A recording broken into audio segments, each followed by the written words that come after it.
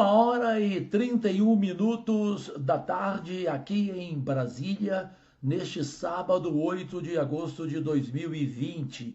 De imediato, brasileiros do país e fora do país, meus únicos patrões, seu empregado público Jorge Cajuru, entra ao vivo nas redes sociais, agradecidíssimo pelos milhões de seguidores, pelo nosso alcance, para aquilo que, neste momento, eu tenho certeza, o Brasil inteiro está querendo saber quem é que convenceu o ministro Gilmar Mendes, esse nefasto cidadão, entre aspas, do Brasil, que podia ser de outro país, né? Concorda? Comentem à vontade, por favor, no facebook.com/Cajuru Goiás. Quem é que convenceu o ministro Gilmar Mendes, por telefone ou pessoalmente, para ele dar liminar à meia-noite e soltar um ladrão da saúde, além de outras coisas que ele já roubava e já recebia propinas, o Alexandre Baldi, infelizmente de Goiás, que foi secretário do governo Marconi Perillo no início da sua vida no governo de Goiás, amigo do Marconi Perillo e sócio, daqui a pouco eu conto para vocês, e conto com provas. Quem é que poderia fazer com que ele saísse da cadeia às 2h45 da madrugada? E uma pergunta rápida para o Brasil, permitam-me. Qual é a pessoa normal que é presa neste país e que consegue ser solta às 2h45 da madrugada? Vocês já viram isso? Quem rouba shampoo num supermercado ou rouba um sabonete numa farmácia não consegue ser solto às 2h45 da madrugada e ganhar uma liminar à meia-noite. Pelo amor de Deus, né? Convenhamos. Então aqui está a notícia em primeira mão para todo o Brasil e jornalistas sérios, investigativos, podem apurar que chegarão a essa conclusão.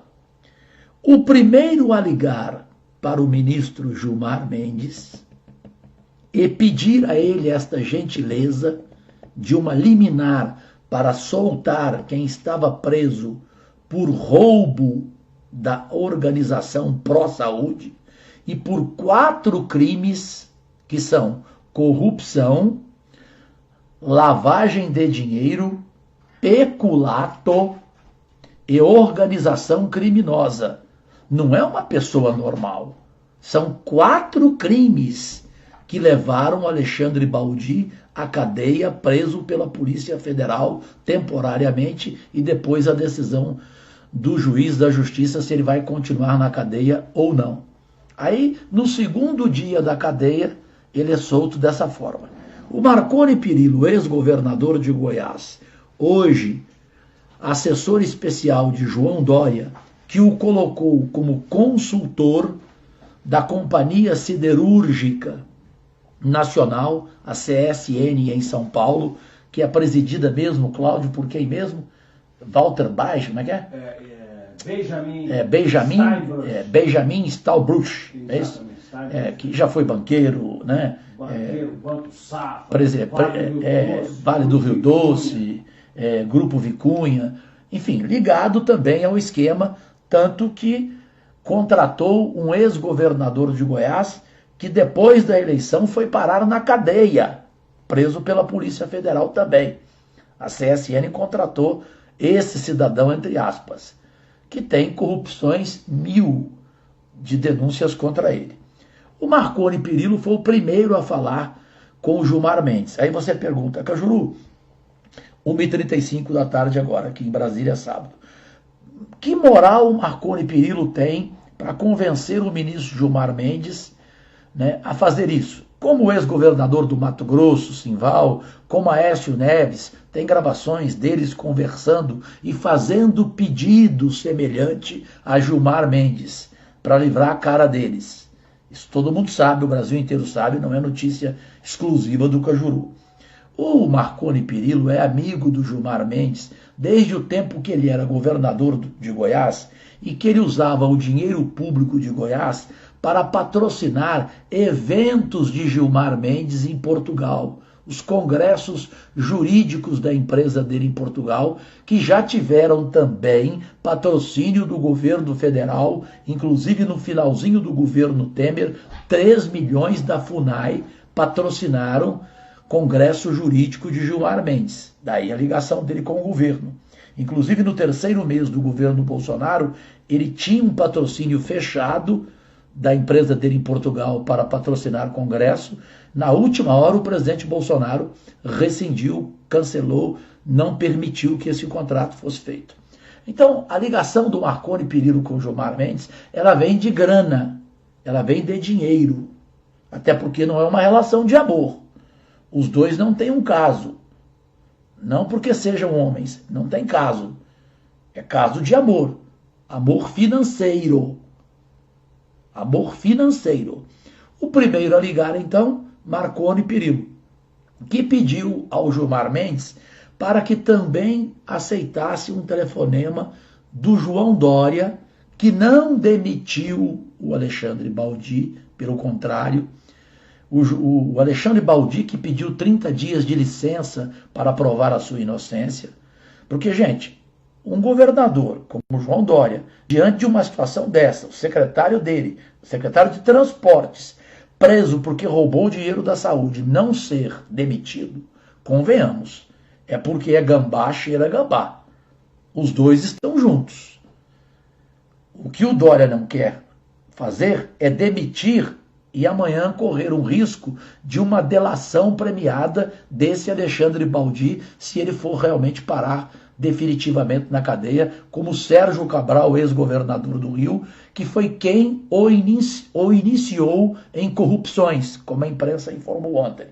O caso dele começou em envolvimento de corrupção com Sérgio Cabral lá atrás, e lá atrás quando ele era secretário particular do governo Marconi Perillo em Goiás.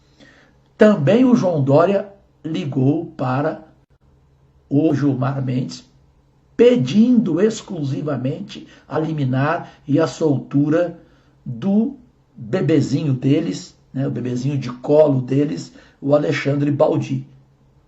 Então Marconi Perillo e João Dória, primeiro Marconi, conseguiram com o Gilmar Mendes a liminar e a soltura extraordinária das 2h45 da madrugada de hoje, desse ladrão da cadeia, lá por 4 crimes cometidos: corrupção, lavagem de dinheiro, peculato e organização criminosa. Roubo da saúde, senhoras e senhores jovens do nosso país. E para concluir, só para que todo mundo tenha aqui a noção, como o Cajuru está falando isso, entrem, eu tenho a cópia, a qualquer momento hoje eu vou exibir a cópia, porque o Dudu Aritana está neste momento enviando a mim lá de Goiânia, eu estou aqui em Brasília, Dudu, meu assessor.